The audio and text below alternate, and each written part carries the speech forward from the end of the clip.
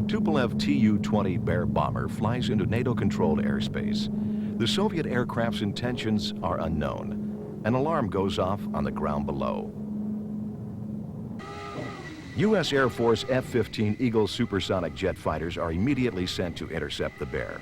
Once contact is made with the gigantic Soviet bomber, the Eagles will firmly but gently form a guard to keep the Bear from getting too close to any potential targets.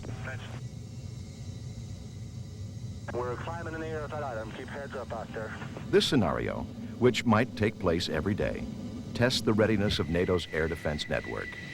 F-15 aircraft and flight crews are constantly on alert, stationed on bases in Alaska, Japan, Korea, the Philippines, and throughout Western Europe. The Union of Soviet Socialist Republics, or USSR, is the largest country in the world, spanning across 2 continents and with access to 3 oceans. With such a large operational area, NATO air forces are kept busy around the clock checking Bear and other Soviet aircraft activities.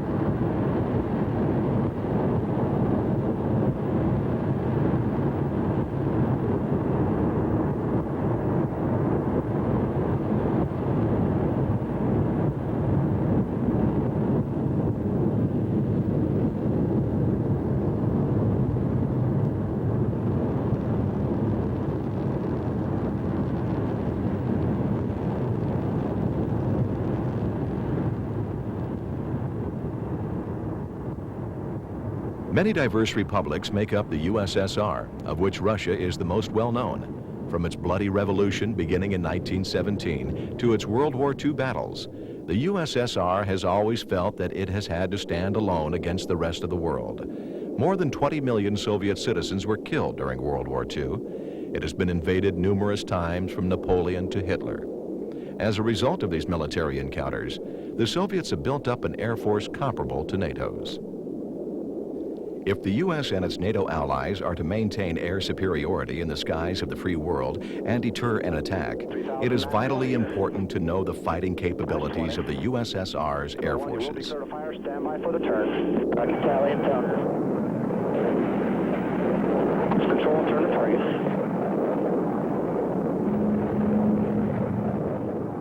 The Tu-20 Bear was designed as a long-range strategic weapon bomber by the Andrei Tupolev Design Bureau in the early 1950s. It is a classic example of one of the Soviets' fundamental military philosophies, that when a weapon system becomes outdated for its original mission, it is modified to serve a new role.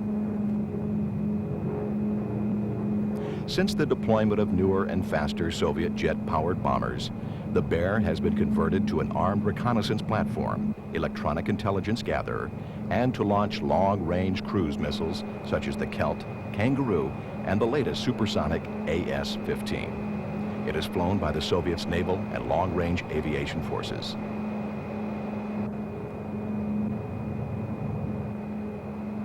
Inside the Bear's weapons bay could be 22,000 pounds of bombs, mines, and anti-submarine torpedoes.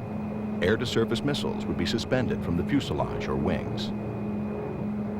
The Bear's crew of 7 fly in a 160-foot-long aircraft powered by 4 monstrous 15,000 horsepower turboprop engines. The twin counter-rotating 18-foot propellers are coarsely pitched for maximum fuel economy, so 25-hour-long missions are not unheard of.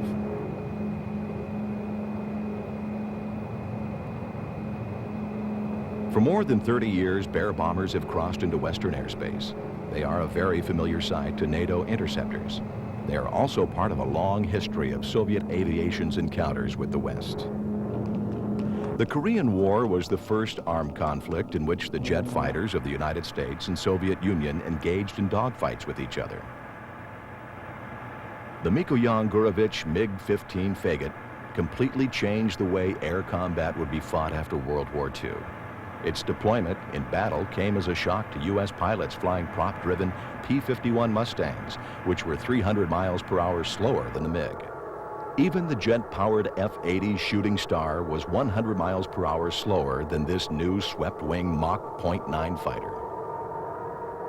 The turbojet engine gave it a rate of climb 30% higher than U.S. fighters, and the twin 23 and 37 millimeter cannons made the F-15 a lethal adversary in the skies over Korea's Yalu River. The MiG-15 design pieced together a counterfeit British Rolls-Royce Neame engine and modified German airframe. Its main strengths were its excellent low-speed maneuverability, heavy armament, and superb climb rate. However, the tail rudder-mounted stabilizers would make it tricky to fly at top speed. Hundreds of MiGs were reportedly based just inside Communist China. Nevertheless, only 2 months after its spectacular debut, the MiG-15s would meet a fighter team that was more than its match. F-86 Sabre jets from the 4th Fighter Interceptor Group were flown in from the U.S. to stop the MiG threat. The Sabre was slightly faster than the MiG-15, but had nowhere near the maneuverability or climb rate. It was also more lightly armed than the MiG, as the Sabre carried 6 small 50 caliber machine guns.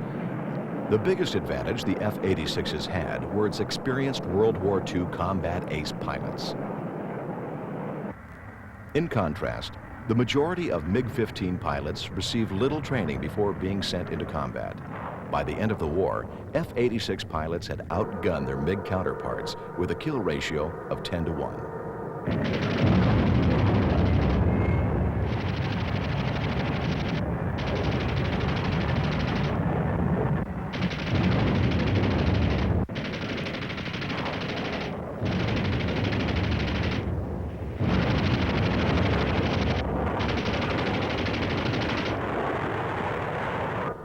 Nearly 800 MiG-15s were shot down by F-86 fighter interceptor groups. The Soviets were well aware of the 15's problems at high speeds and had corrected many of them with a similar-looking MiG-17 Fresco. The MiG-17 saw a lot of action with the North Vietnamese Air Force, although it was clearly outdated by the mid-1960s.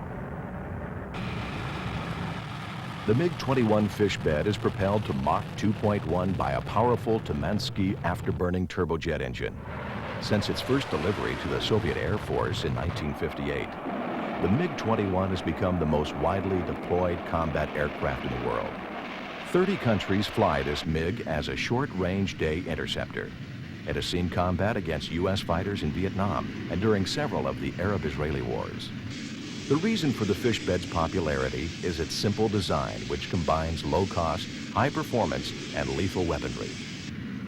It is a tribute to Colonel General Mikoyan that all the MiG-21's flight capabilities and armament could be put into such a relatively small airframe. The MiG-21 fish bed's design reflects the Soviet military's unique air-to-air combat philosophy. For unlike most U.S. fighters, there is no long-range internal target acquisition system. All combat intercepts are strictly coordinated from ground controller positions.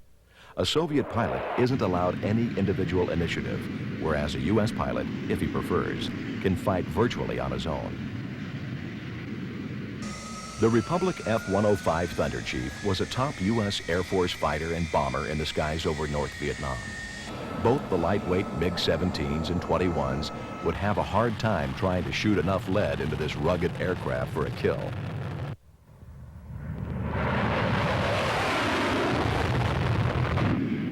The Thunder Chief lumbered about in the air when dogfighting the more agile MiGs, but its better-trained pilots and arsenal of a 20-millimeter cannon with Sidewinder and Sparrow missiles were still able to kill 28 MiGs and achieve a kill ratio of nearly 2 to 1.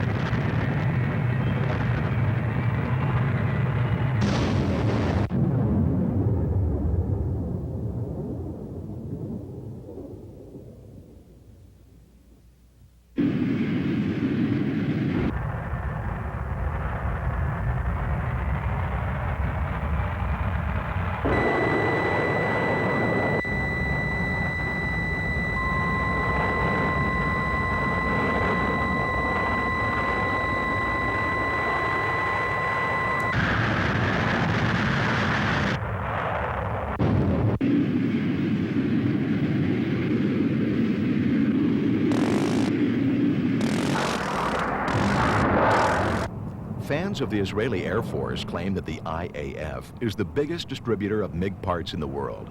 Through numerous wars, conflicts, and skirmishes, Israel's jet fighters have destroyed more MiGs than all other nations combined. French-built Dassault Mirage 3s led the Israeli attacks against the Egyptian, Syrian, and Jordanian air forces during the Six-Day War in 1967.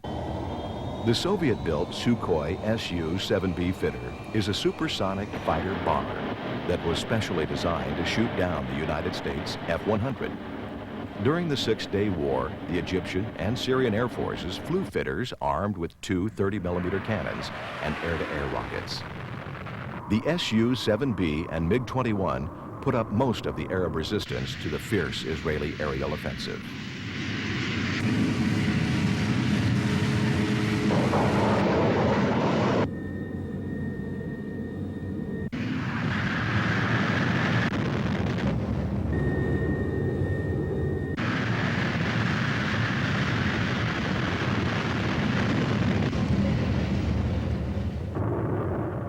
The Soviet-built fighters were able to kill a few Israeli aircraft, but the superior dogfighting skills of the Mirage pilots made them overwhelming victors.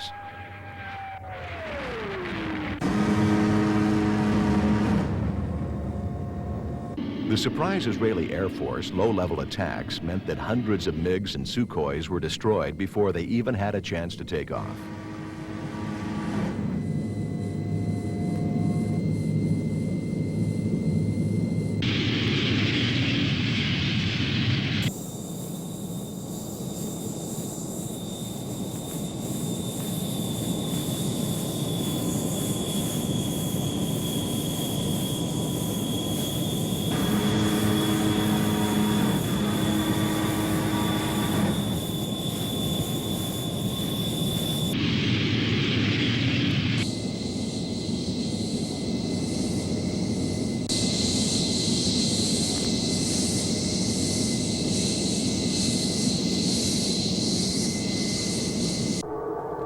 MiG-21s and Su-7s were flown by the Egyptians and Syrians once more during the Yom Kippur War in 1973. This time, the Israelis would meet them head-on with their U.S.-built F-4 Phantom II interceptors. The F-4's 20mm cannon would be its pilot's favorite weapon.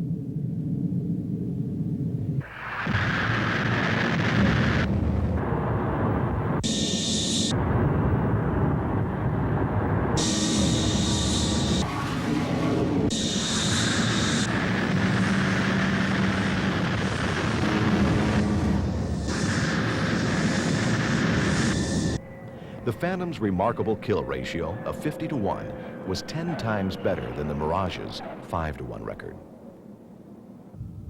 In the skies over Vietnam and the Mideast, the MiG-21's biggest combat disadvantage was its under-trained pilots and poor tactics.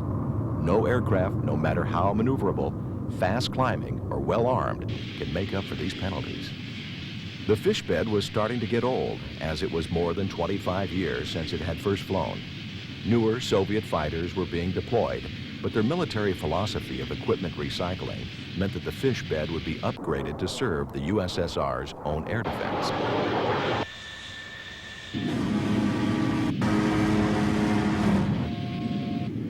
A more lethal cannon, two additional air-to-air missiles, and a bigger turbojet engine, which puts the MiG-21 in the same thrust-weight ratio class as the American F-15, will keep the fish bed a potential Soviet dogfighting adversary. In 1956, Admiral Gorshkov stated his goal of constructing a Soviet Navy to rival that of the United States. The Yakovlev Yak-38 Forger is a vital part of this buildup. It is a vertical takeoff and landing strike fighter, somewhat similar to British Aerospace's Sea Harrier in design.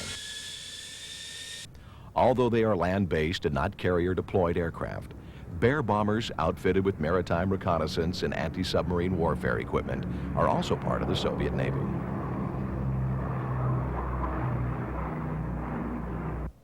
The Forgers, Bears, and a variety of helicopters keep a close eye on U.S. ships at sea.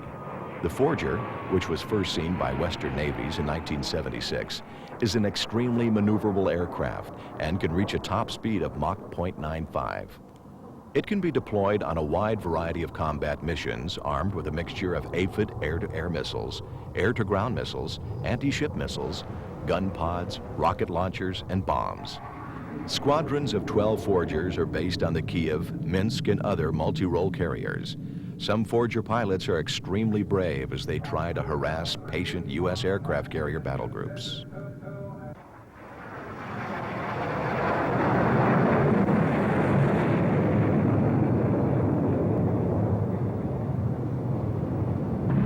The Navy F-4s escorting this Bear were designed years after it was.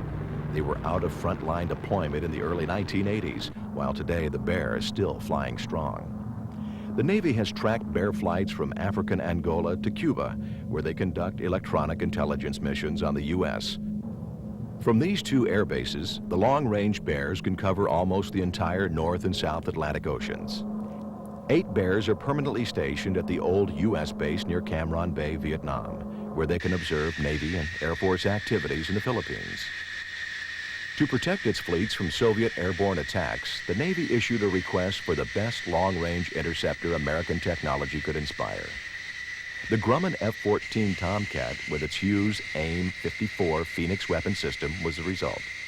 Flying at Mach 2.3, the Tomcat's Phoenix missiles can find their targets as far away as 90 miles and destroy them with a 132-pound high-explosive fragmentation warhead.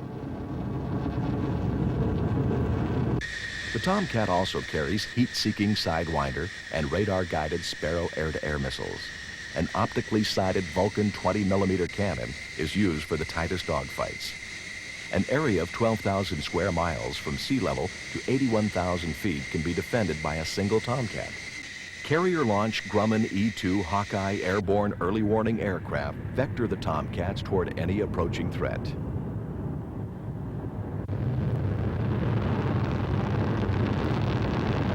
Bear bombers are quickly caught by alerted Tomcats. Each aircraft's crew displays extreme caution so no misunderstandings occur. In separate engagements with the Libyan Air Force, F-14 Tomcat shot down 2 attacking Sukhoi Su-22 Fighter Js and 2 MiG-23 floggers. If the MiG-23s had been flown by more skillful pilots, that dogfight might have been much closer. The Soviets' MiG-23 flogger was deployed within a year of the American F-14. They share many similar design features and are nearly equal in performance. The MiG-23 can carry wing-mounted gun pods with a twin-barrel 23mm cannon in its lower fuselage. The cannon is reported to be laser-sighted. No missile as sophisticated as the Phoenix has been developed yet for the MiG-23, but it is still well armed with 2 radar-guided Apex and 4 heat-seeking aphid air-to-air missiles. The MiG-23 has a variable sweep wing like the F-14 and can reach the same top speed of Mach 2.3. Its range is much less than the Tomcats, though, and Israeli pilots who've engaged Syrian MiG-23s claim that the flogger is easy to outmaneuver in a dogfight. However, export floggers are less equipped than the Soviet Air Force's own fighters. More than 3,500 MiG-23s have been built versus less than 600 Navy F-14s.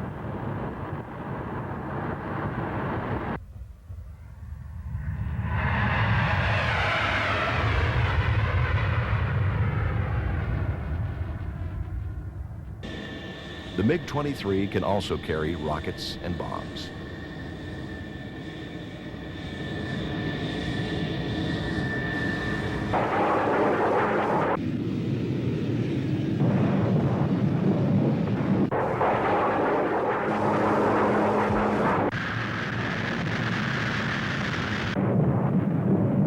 A specialized ground attack version of the MiG-23 is the MiG-27 Flogger D. A laser rangefinder and marked target seeker in the MiG-27's nose helps direct its ordnance of cruise missiles, bombs, and 23mm projectiles. For self-defense, the MiG-27 is armed with 2 Atoll short-range air-to-air missiles.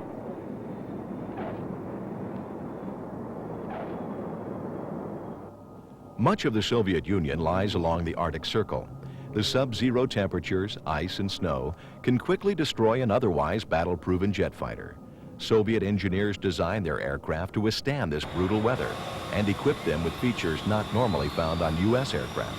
Extra large low-pressure tires, landing gear fenders, and engine intakes that can draw air from top-mounted vanes so as not to flame out from spraying snow and mud are standard to many Soviet military combat aircraft.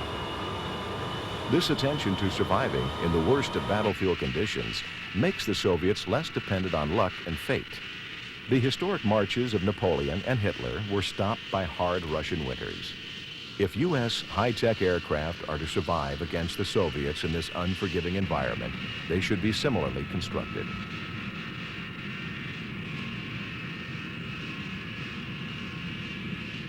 The McDonnell Douglas F-15 Eagle is flown by the air forces of the United States, Israel, Japan, and Saudi Arabia. Its top speed of Mach 2.5 makes it one of the fastest jet fighters in the free world. It might be the only American-built fighter that can catch the Soviets' Mach 2.8 MiG-25 Foxbat. The Eagle is armed with Sidewinder and Sparrow missiles. The General Dynamics F-111 was the world's first high-performance variable sweep-wing combat aircraft. With a maximum speed of Mach 2.2, the F-111 can fight armed as an interceptor or strategic bomber, not too different from the MiG-23 and 27 Flogger fundamental design.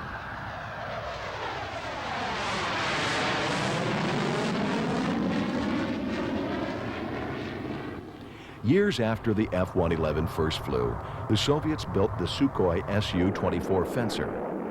It imitated many features of the F-111, including its all-weather capability, variable sweep wing, two-seat side-by-side cockpit, and twin engines. Smaller, lighter, and of higher performance than the F-111, the Fencer is the Soviets' best tactical attack aircraft. It can carry a 24,000-pound load of air-to-surface guided missiles, including some with nuclear warheads. The U.S. Air Force's General Dynamics F-16 Fighting Falcon would be most likely to engage the MiG-23 or latest MiG-21s in combat. A lightweight airframe and powerful turbofan engine enable its pilot to outclimb both Soviet fighters. The Falcon can also outmaneuver them by pulling 9G turns. But its Mach 1.9 top speed means that the Falcon isn't quite as fast as the MiG-25 Foxbat, and it may not equal the MiG-29 Fulcrum in maneuverability. The U.S. Navy believes, though, that the F-16 is so close a match to the latest Soviet fighters that it has picked the Falcon to simulate them for its Top Gun aggressor squadron. The MiG-25 Foxbat was developed in the late 1950s to shoot down the planned U.S. Air Force B-70 Mach 3 strategic bomber. Two Tumansky R-31 turbojets propel the Foxbat to nearly 2,000 miles per hour.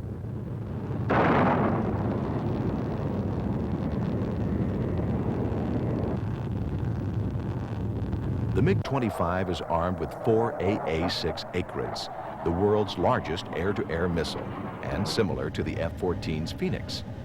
The Foxbat's performance and lethality struck such fear in the U.S. Air Force that it created the F-15 Eagle to counter it.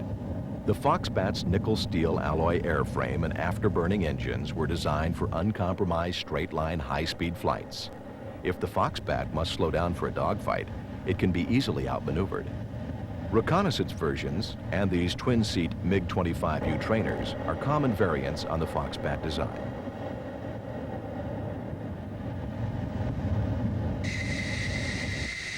The official existence of the Soviets' MiG-29 Fulcrum was established by U.S. spy satellites in 1979.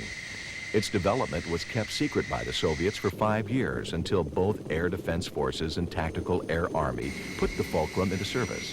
Since then, the East German, North Korean, Syrian, and Indian Air Forces have acquired export versions. This video coverage, the first of its kind taken from a frontline Soviet fighter, was shot at a Finnish air show in 1986. The Fulcrum's amazing performance in front of a very critical audience was immediately obvious to everyone present. The MiG-29 was so advanced a combat aircraft that it was quickly set apart from all other preceding Mikoyan Gurevich and Sukhoi fighter designs.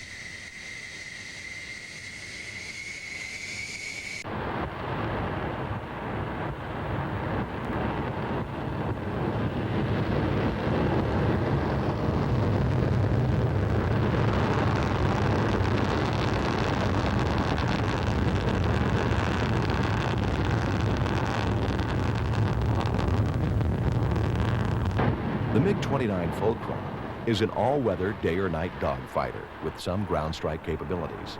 It is armed with up to 6 radar-guided AA-10 Alamo and heat-seeking AA-11 Archer air-to-air missiles. These are the most technologically sophisticated aerial combat weapons the Soviets have ever created. The missiles work in unison with the Fulcrum's large pulse Doppler look-down, shoot-down internal radar, which means the MiG-29 can attack enemy aircraft flying at treetop level, as well as at 50,000 feet. The Fulcrum can also, for the first time in Soviet modern jet fighter history, acquire and attack targets independent of ground controllers. For strike missions, the MiG-29 can carry bombs and unguided rockets. The Fulcrum can outturn all other Soviet fighters and, with a thrust-to-weight ratio of better than 1, outclimb most of them as well. The Fulcrum's high-set cockpit and rounded canopy gives the pilot a nearly unobstructed 360-degree view. Some previous MiG designs had installed a crude rear-view mirror for the pilots to check their 6. 2 Tumansky R-33 afterburning turbofans can propel the Fulcrum to Mach 2.3, or more than 1,500 miles per hour. It needs only 790 feet of runway to take off and has a range of 1,300 miles. About 450 Fulcrums have been produced to date at the MiG factory in Moscow. Its advanced composite and metal alloy materials, aerodynamics, and avionics are evidence that the technological edge traditionally held by the West has narrowed considerably. It is replacing the MiG-21, 23, and Sukhoi Su-15 for frontline battles. The MiG-29's wings were specifically designed to carry a greater load than the U.S. Air Force's F-16. If they are engaged in a dogfight together, the Fulcrum will most likely outmaneuver the Falcon. Its airframe is about the same size as the U.S. Navy McDonnell Douglas FA-18 Hornet strike fighter. Its engines are more powerful than the Hornet's General Electric 404s.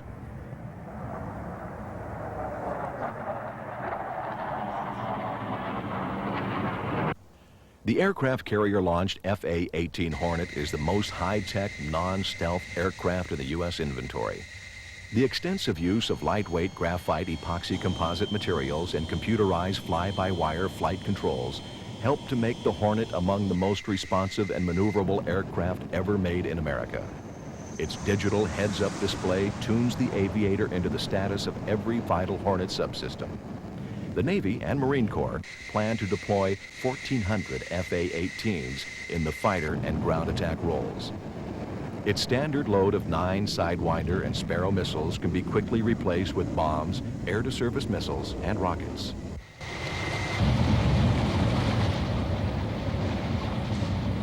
Whether or not the Fulcrum can out-dogfight the Hornet will probably not be proven until the day they face each other. These aircraft demonstrate a shared direction in each nation's jet fighter design theories.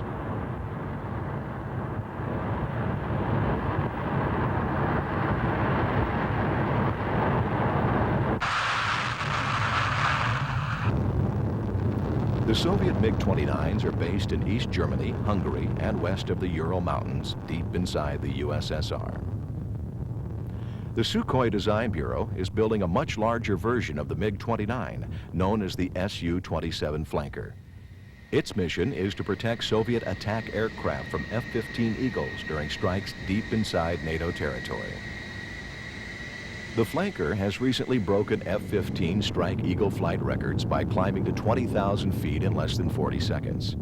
The 1st Flanker Squadron is based near the Finnish border on the Kola Peninsula. The MiG-29 Fulcrum, Su-24 Fencer, and Su-27 Flanker are forming the new might of the Soviet Air Forces and will be effective well into the next century.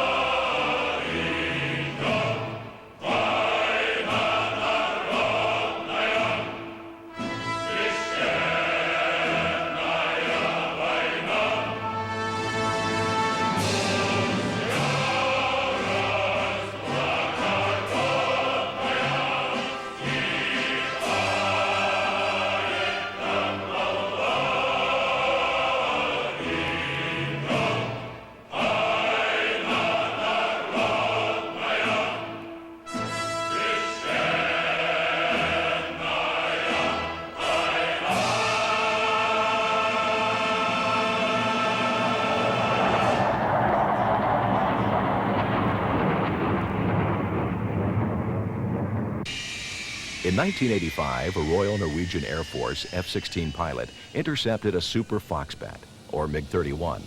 Since renamed to Foxhound, the MiG-31 updates the MiG-25's airframe for more maneuverability and its avionics to incorporate a radar system similar to the F/A-18 Hornets. 6 air-to-air missiles can be carried up to Mach 2.4. Only a few MiG-31s have been built to date. The existence of a Soviet stealth fighter or bomber is not yet known. The Mi-24 Hind D stunned the world when it first appeared. It is a heavily armored, troop-carrying assault helicopter armed with a 12.7 millimeter machine gun, air-to-ground rockets, anti-tank missiles, and bombs. The Hind was very effective during the Soviet-Afghan War. Most Hinds were based in the capital city of Kabul. They were used to kill bands of Mujahideen rebels operating from inaccessible mountain camps. Armed with U.S. Stinger surface-to-air missiles, the Mujahideen succeeded in downing many of the hated Hinds. However, infrared exhaust suppressors and flares helped save many Hinds from the lethal heat-seeking missiles.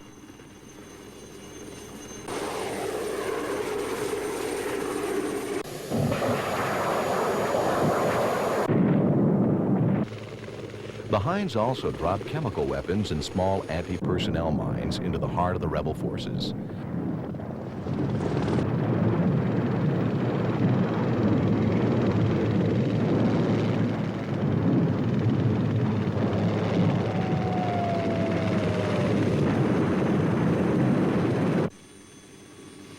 The Mujahideen eventually drove the Soviets and their Hinds out of Afghanistan. In Nicaragua, the Hind attacks anti-Sandinista guerrilla forces. The Soviet military continues to grow in technology and in strength. More and more, their combat aircraft resemble America's.